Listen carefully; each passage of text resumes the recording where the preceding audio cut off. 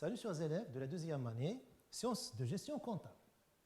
Aujourd'hui, dans le cadre de la cinquième partie du programme, comptabilité analytique et exploitation, nous allons traiter du troisième problème posé à la comptabilité analytique, à savoir traitement des charges indirectes. Comme rappel, nous avons vu que pour tenir une comptabilité analytique, il est nécessaire de résoudre 4 problèmes. Le premier problème, c'est le problème de passage de la comptabilité générale à la comptabilité analytique, que nous avons appelé déjà problème d'incorporation des charges. Deuxième problème, c'est la distinction charge directe, charge indirecte. Ces deux problèmes, on les a déjà résolus dans des séances précédentes. Troisième problème, l'objet de notre cours aujourd'hui, c'est le traitement des charges indirectes. Et le quatrième problème que nous allons voir la séance prochaine, à savoir le traitement des stocks. Pour le premier problème, je rappelle que le passage de la comptabilité générale tient compte des charges de la comptabilité générale de la classe 6, dans lesquelles on va distinguer quelles sont les charges qui seront prises en considération par la comptabilité analytique et quelles sont les charges qui ne seront pas prises en considération en comptabilité analytique que nous avons déjà appelées charges non incorporables. Ces charges sont à soustraire. Des charges non tenues par la comptabilité générale et qui seront tenues par la comptabilité analytique vont être ajoutées. Ce sont des charges supplétives. Cela va nous donner les charges de la comptabilité analytique. Dans le deuxième problème, ces charges de la comptabilité analytique, on va distinguer les charges directes des charges indirectes. Pour les charges directes, on parle d'affectation, et pour les charges indirectes, il nécessite un travail, un traitement, dans un tableau que nous allons voir au cours de cette séance, que nous allons appeler tableau de répartition charges indirectes, et qui vont subir une imputation à l'objet de la comptabilité analytique, à savoir le coût de revient. La répartition des charges indirectes. 3 étapes pour la réaliser. Première étape, la répartition primaire. Deuxième étape, la répartition secondaire. Troisième étape, la détermination du coût de l'unité d'œuvre. Commençons par le premier élément, répartition des charges indirectes. Nous allons prendre un cas simple. Répartition primaire, cette répartition consiste à partager les montants des charges indirectes classées par nature sur les différentes sections analytiques de l'entreprise, sections auxiliaires et principales, selon une clé de répartition. On parle de classement des charges par destination. Nota bene, après cette répartition, la somme des montants de toutes les sections doit être au montant égal des charges indirectes.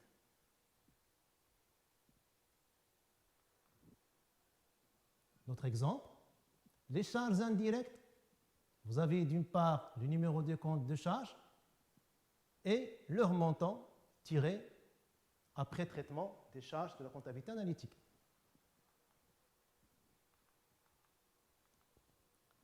Les sections que nous allons prendre en considération dans notre exemple, vous avez les sections auxiliaires administration et les sections principales. Les sections auxiliaires, ce sont les sections qui facilitent le travail d'accomplissement des tâches pour les sections principales. Et les sections principales sont des sections, qui permettent de réaliser l'objet de l'activité de l'entreprise. Regroupement dans un tableau à double entrée, d'une part les charges indirectes, d'autre part les sections analytiques avec les clés de répartition de ces charges. Ce tableau est le tableau de répartition des charges indirectes. Alors dans ce tableau, vous avez d'une part les charges, d'autre part vous avez les sections et à l'intérieur vous avez des clés de partage. Alors qu'est-ce qu'on constate? On constate que les montants qui sont donnés en dirhams, que les partages sont de différentes manières. il y a des partages en dirhams. Lorsqu'on fait leur total, ça nous donne le montant, ça ne pose pas de problème. Il y a des partages qui ne tiennent pas compte du dirham, mais qui tiennent compte d'une clé.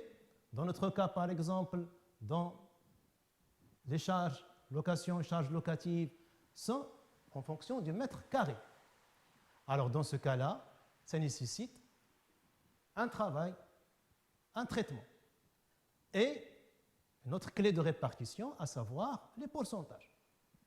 D'accord? Donc, je répète, il y a des clés, ce sont des clés de partage, ce sont des montants. Autre clé, autre que les montants, autre clé de partage, les pourcentages.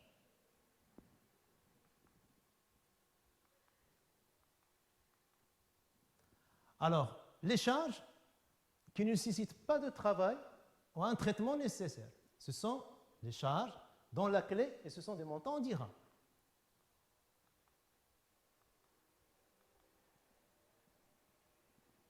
Pour la charge location-charge locative, dans notre exemple, la clé est le mètre carré, ça nécessite un travail intermédiaire, à savoir le recours au partage proportionnel.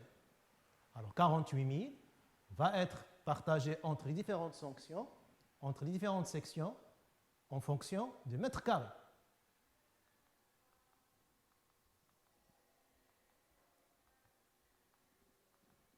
Calcul des montants autres que les pourcentages, partage proportionnel. Exemple pour le compte location et charges locatives. Vous avez le montant à répartir 48 000, la somme des parts 12 000 mètres carrés. Donc, on cherche la valeur de chaque part, on prend le montant à répartir sur la somme des parts. Ça nous donne une clé de 4 dirhams. Ça veut dire que chaque mètre carré vaut 4 dirhams. On revient à notre exemple. Montant revenant à la section administrative, 200 mètres carrés fois 4 dirhams, c'est 800 dirhams. Montant revenant à la section approvisionnement, 2000 mètres carrés fois 4 dirhams, c'est 8000 dirhams. Et le montant revenant à la section atelier, 8000 mètres carrés fois 4 dirhams, c'est 32 000 dirhams. Et le montant revenant à la section distribution, 1800 mètres carrés, 4 dirhams clé de partage, ça nous donne 78 000 dirhams. 7800 dirhams. Revenons à notre exemple. Les montants trouvés vont être, bien sûr, 800 dirhams, 2000 mètres carrés, 8000 dirhams, 32 000 mètres dirhams, 1800 dirhams, 7200 dirhams.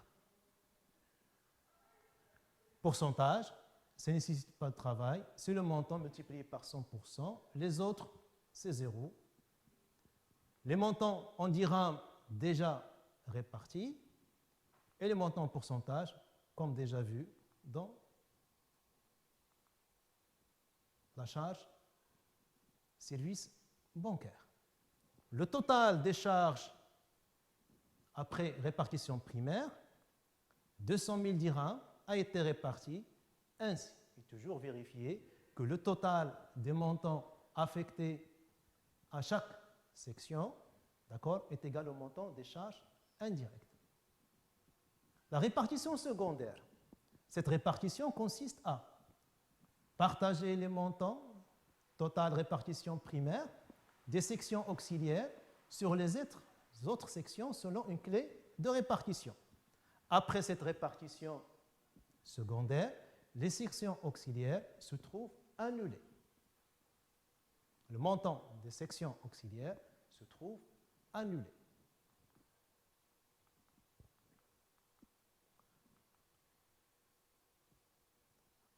Alors, la section auxiliaire de notre exemple, c'est administration. Le montant à répartir, c'est 33 900 qui va être réparti sur les sections principales. Alors, le montant 33 900, 50% à l'approvisionnement, 20% à l'atelier et 30% à la distribution. Et la somme, c'est le montant 33 900. Répartition secondaire, les sections auxiliaires doivent être annulées comme nous l'avons précédemment précisé. Les montants des sections principales, c'est le total primaire plus la prestation fournie par l'administration à chaque section principale, et le total doit être 200 000. Troisième étape, la détermination du coût de l'unité d'œuvre, c'est le montant des charges indirectes d'une section analytique à imputer au coût lui correspondant.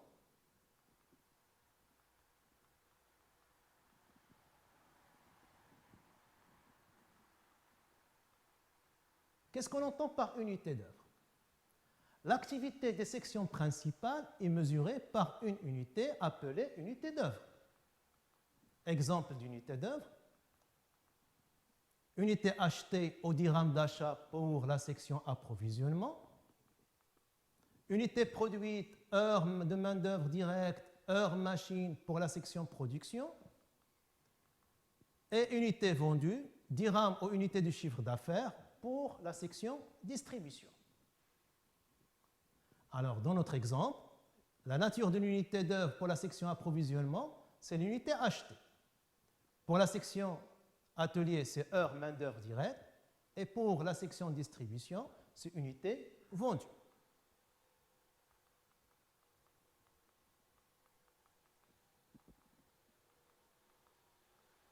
Le coût d'unité d'œuvre, c'est le montant des charges indirectes d'une section analytique à imputer au coût lui correspondant. Formule de calcul. Coût d'une unité d'œuvre est égal le montant de la section principale, totale répartition secondaire, sur le nombre d'unités d'œuvre. Dans notre exemple, nous avons nombre d'unités d'œuvre, unités achetées, 90 500, heure main-d'œuvre directe, 29 245 et 151 080 unités vendues. Donc, le coût d'unité d'œuvre est égal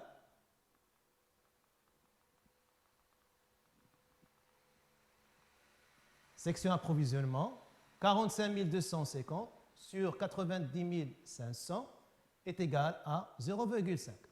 Interprétation, pour chaque unité d'œuvre, pour chaque unité achetée, c'est l'unité d'œuvre de la section approvisionnement, pour chaque unité achetée, l'entreprise supporte, en plus des charges directes d'achat, 0,50 dirhams de charges indirectes. Revenons à notre exemple. Nature d'unité d'œuvre. Pour la section approvisionnement, 0,50 dirhams, ça veut dire 50 centimes pour chaque unité achetée, en plus des charges indirectes, 0,50 centimes de charges indirectes. Chaque heure main-d'œuvre directe, l'entreprise supporte 4 dirhams de charges indirectes en plus des charges directes revenant aux main-d'œuvre. Et chaque unité vendue, en plus des charges directes, l'entreprise supporte 25 centimes, 0,25 dirhams de charges indirectes. Maintenant, passons à un autre problème qui se pose à la répartition des charges indirectes, à savoir le cas des prestations réciproques. Alors, qu'est-ce qu'on entend par prestation réciproque? Il arrive dans certains cas, les sections auxiliaires se donnent mutuellement des services. Dans ce cas, avant de procéder à la répartition secondaire, il est obligatoire de déterminer le nouveau montant des sections auxiliaires à travers la résolution d'un système d'équation. Pour cela, nous allons prendre une application. Qu'est-ce que nous constatons? Dans notre exemple, nous avons deux sections auxiliaires, administration et entretien. Le montant de répartition primaire de la section administration 40 200, entretien 31 800. Donc nous allons partager ces montants entre les différentes sections. Mais qu'est-ce qu'on constate? On constate que l'administration fournit 10% de ses services à l'entretien. Et l'entretien fournit 5% de ses services à l'administration. Si on partage les montants, on restera à l'infini. Et jamais on ne trouvera que les sections auxiliaires s'annulent. Maintenant, que faut-il faire? Il faut ajouter au montant de total de répartition primaire de la section administration 5% du montant de la section entretien. Et à l'entretien, au montant 31 800, 10% de l'administration. Donc avant de procéder au partage, avant de procéder à la répartition, il est nécessaire de déterminer les nouveaux montants des sections auxiliaires. Pour ce faire, la lecture du tableau doit être faite comme suit. Donc j'ai extrait de mon tableau de répartition des charges indirectes la partie revenant à la répartition secondaire pour déterminer les montants des sections auxiliaires. Donc la section administration donne 10% de ses prestations à l'entretien et la section entretien donne 5% de ses prestations à l'administration. On a administration est égale 40 200 plus 5% de l'entretien. Pour l'entretien, nous avons 31 800 plus 10% administration. Je récapitule, je répète, la lecture du tableau doit être faite du haut vers le bas pour présenter les sections, c'est-à-dire les équations pour déterminer le montant des sections. Appliquons calcul des prestations réciproques. Alors, nous avons administration est égal le montant de la répartition secondaire plus 5% multiplié par entretien, et l'entretien, c'est 31 800 plus 10% administration. Et on a ici deux équations, d'accord, dont vous avez deux inconnus, administration et entretien. Donc on peut choisir l'une des deux équations, soit la première est remplacée par la méthode de substitution. On choisira entretien, comme on peut le faire bien sûr avec administration. Donc entretien est égal 31 800 plus 10%. Administration, c'est le montant et on remplace par l'équation. Plus 5% fois entretien. Donc entretien est égal 31 800 plus 4020 plus 0,05 entretien. Entretien est égal, d'accord? On a fait passer de l'autre côté, entretien moins 0,05 entretien, d'accord? C'est égal 35 820. Entretien fois 1 moins 0,005 est égal 35 820. Entretien fois 0,995 est égal à 35 820. Et le montant de l'entretien recherché à travers l'équation, le rapport 35 820 divisé par 0,995. Entretien est égal à 36 000. Donc le montant à répartir, non pas 31 800, mais 36 000. 36 000, il prend, bien sûr, en conséquence, le montant de l'administration, les 10%. Une fois connu le montant de l'entretien, sa section entretien, on revient à l'équation administration pour déterminer son montant. Alors, administration est égale 40 200 plus 5% entretien. Administration est égale 40 200 plus 5% multiplié par le montant trouvé 36 000. Donc, administration est égale 40 200 plus 1800. Le montant de la section administration est égal à 42 000. Et c'est le montant à répartir, 42 000 et non pas 40 200. Et 42 000, il tient en considération les 5% de l'entretien déjà reçu. Revenons à notre tableau. La répartition primaire, 40 200, 31 800, 18 000, 21 000, 6 200. Les sections auxiliaires, administration et entretien, les montants trouvés à répartir, les 42 000 et les 36 000. Alors, 10% c'est 4 200, 5% c'est 1 800. On vérifie. Lorsqu'on fait le total, on trouvera bien sûr 0 et les sections auxiliaires se trouvent annulées. Pour la section principale, leur montant, on applique le pourcentage sur le montant à répartir, c'est-à-dire le nouveau montant des sections auxiliaires, et on applique les pourcentages et on détermine le total des répartitions secondaires. L'étude d'unité d'œuvre, dans notre exemple, d'accord, unité achetée, produit fabriqué, 110 dirhams du chiffre d'affaires, coût d'unité d'œuvre,